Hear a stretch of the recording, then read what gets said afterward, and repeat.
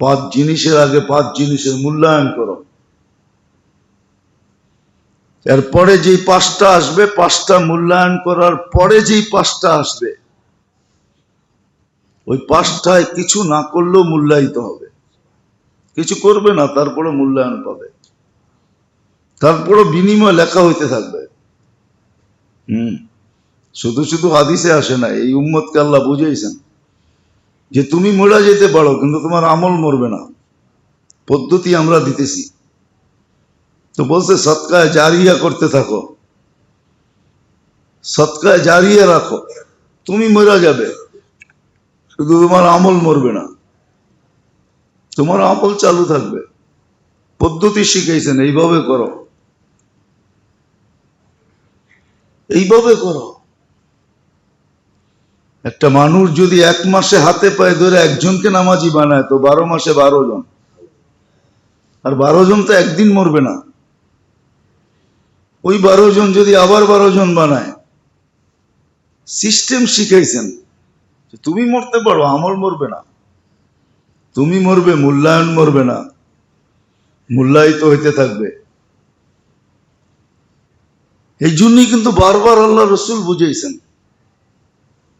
এই জন্যই দেখা গেছে সাহাবায়ে কেরাম, আল্লাহ ওয়ালারা ওই সময় থেকে নিয়ে এই সময় পর্যন্ত দুনিয়া যতদিন থাকবে, কিছু লোক অবশ্যই থাকবে যারা সময়ের বড় দাম দিবে, যারা সময়কে অনর্থক কাটাবে না, মোটা মোটা পদ্ধতি শিখবে। যেমন কয়েকদিন আগেও বলতেছিলাম, প্রত্যেকটা মুসলমানের সকাল হইলে করা উচিত 2-4টা এমন আমল করে রাখা উচিত যে আমি যদি সন্ধ্যা পর্যন্ত মারা যাই তো আমার মৌত যেন শাহাদতের হয়। এরকম আমল আছে, 2-4টা আছে, আপনাকে আমি দেখাই, 2-4টা আছে।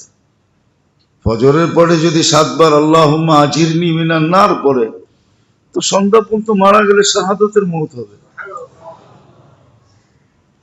সাইয়্যিদুল ইস্তিগফার যে পড়ে, সন্ধ্যা পর্যন্ত মারা গেলে শাহাদতের মৌত হবে। আল্লাহুম্মা বারিক লি ফিল মাউত ওয়া ফিমা বাদাল মাউত, মাগরিব ফজরের পরে 25 বার পড়লে সন্ধ্যা পর্যন্ত মারা গেলে শাহাদতের মৌত হবে। আবার মাগরিবের পরে ব্যবস্থা করে রাখা চাই। এটাই হলো বুদ্ধিমান। ওই ব্যক্তি গাফলতের থেকে বাহির হবে। কিন্তু কথা তো এটাও সত্য, বিড়ারি গলায় ঘন্টি বাঁধে কে? শিখবে কে? কে করবে? সমাজ তো আর ওরকম নাই যে এক হাদিস শিখার জন্য কোথায় রাশিয়া, কোথায় দামেস্ক, সিরিয়া এত দূর হাঁটতেছে, শুধু এক হাদিস একজনের কাছে আছে, শুনছে ওটা নেওয়ার জন্য। আল্লাহ রসুলের এক আমল আছে একজনের কাছে, ওটার জন্য ছুটতেছে, ওটার জন্য চলতেছে। এই যুগ হলে তো মানুষ পাগল বলতো, একটা আমলের জন্য এত দূরে। কিন্তু যে যাইতেছে ওই বুদ্ধিমান, ও বলবে তুই বুঝবি কি এক আমল? ওটা এক আমল না, সমগ্র জগৎ এক পাল্লায় রাখলে ওটা আরেক পাল্লায় রাখলে ওটার ওজন বেশি হবে। এটা একটা আমল দেখতেছ না, আল্লাহ রসুলের একটা আমল সমগ্র জগৎ মোকাবেলা করতে পারে না।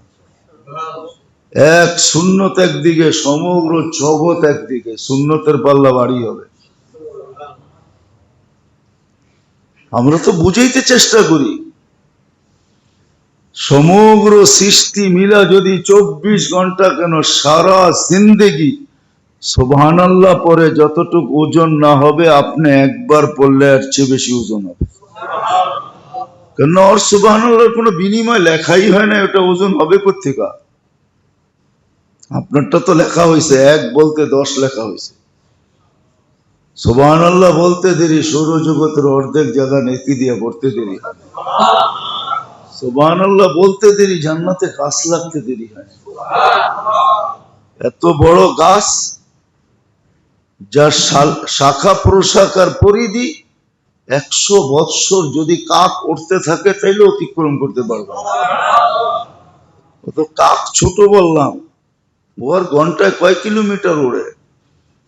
এক রেওয়ায়তে আছে দ্রুতগামী ঘোড়া 24 ঘন্টা কন্টিনিউ দৌড়াইলো 1 বছর, যেটার গতি 70 কিলোমিটার পার ঘন্টায়, ওটা দৌড়াইলো 100 বছরে অতিক্রম করতে পারবে না।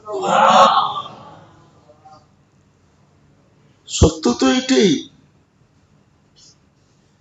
কিন্তু কেন যে আমরা গাফেল এটাও বুঝতেছি না। কেন গাফেল? যুবককে দেখেন, নারীকে দেখেন, পুরুষকে দেখেন, বৃদ্ধকে দেখেন, যাকে দেখবেন গাফেল, উদাসীন, অলস, সবাই উদাসীন।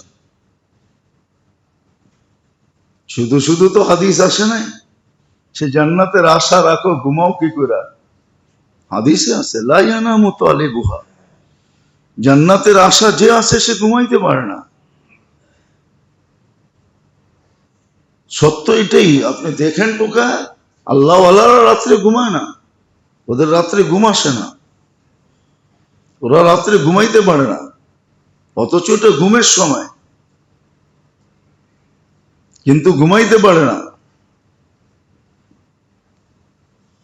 রাত্রে এদের ঘুম আসে না, দিনে কিছু ঘুম আসে, কাইলুলা করে সকালে 2 ঘন্টা ঘুমায় নেয়, এটুকুই ঘুম। রাত্রে ঘুম আসে না, রাত্রে ঘুমাইতে পারে না। কেননা সত্য এটাই, জান্নাত যে চায় সে ঘুমায় কি করে। উতলুবিল জান্নাতা জাহদাকুম, তারপরে বলছে লা ইয়ানামু তালিবুহা, জান্নাত যে চায় সে ঘুমায় কি করে। সে তো ঘুমাইতে পারে না, সে তো সারাক্ষণ ভাবে জান্নাতে কখন যাব, কি করলে তাড়াতাড়ি পাবো। সহজ সহজ পদ্ধতি শিখাইছেন। আসেন মেরে দোস্ত, শিখেন, ভাবেন, আর না সময়টাকে কাজে লাগান, নাইলে এই সময় আমাকে কাঁদাবে। হাদিসে আছে লা ইয়াতাহাসসার আহলুল জান্নাহ ইল্লা আলা সাতিন মাররাত বিগাইরি যিকরিল্লাহ, আল্লাহর স্মরণ ছাড়া যে সময়টা দুনিয়ায় কেটে গেছে ওটা জান্নাতে যাওয়ার পরও ভাবাবে, কাঁদাবে, অনুতপ্ত করবে। ওইখানে যাওয়ার পরও অনুতপ্ত হবে, কাঁদাবে আমাকে একদিন, কিন্তু ওই দিন কাঁদা কোনো কাজে দিবে না। আজকের কান্না বড় কাজের কান্না। দেখেন হাদিসের ভিতরে, নির্জনে বৈশা যদি আল্লাহর ভয়ে চোখের পানি গালে গড়াইয়া পড়তে হবে না, চোখের কোনায়ও যদি উঠে মাসির মাথার পরিমাণ, তারপরও ওয়াদা আছে জাহান্নামের আগুন নিবানের জন্য এতটুক যথেষ্ট। এই চক্ষু জাহান্নামে যাবে না, চক্ষু যাবে না তো মানুষটা যাবে করতে গা, চক্ষু যাবে না জাহান্নামে। আজকে কান্নার দাম আছে, কালকে দাম নাই। এই জন্য আসেন মেরে দোস্ত, শিখি, অভ্যাস করি, এটাকে অভ্যাস করতে হবে। একদিনই যে হবে এরকম না, অভ্যাস করতে হবে। এই জন্য আগে সিস্টেম ছিল, নিয়ম ছিল, পদ্ধতি ছিল, নিয়ম ছিল, পদ্ধতি ছিল, নিয়ম ছিল, পদ্ধতি ছিল।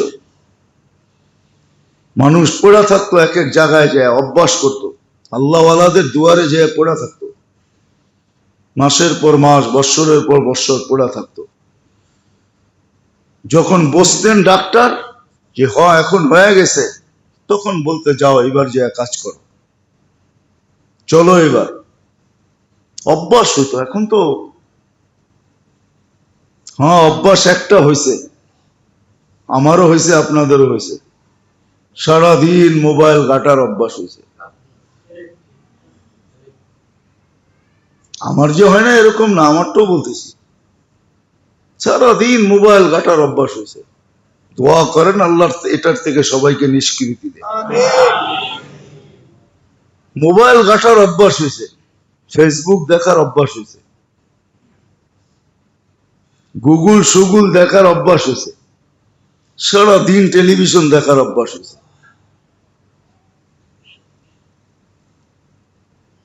হায়, সত্য তো এইটাই, যেই দাড়ি চোখের পানিতে ভিজছে ওই দাড়ি কোনোদিন জাহান্নামে যাবে না। ওর জাহান্নামের। আর আপনি যদি বলেন আমার তো দাড়ি নেই, ওটা ভিন্ন কথা। যেই দাড়ি চোখের পানিতে ভিজছে ওটা আর জাহান্নামে যাবে না। সত্য এটাই।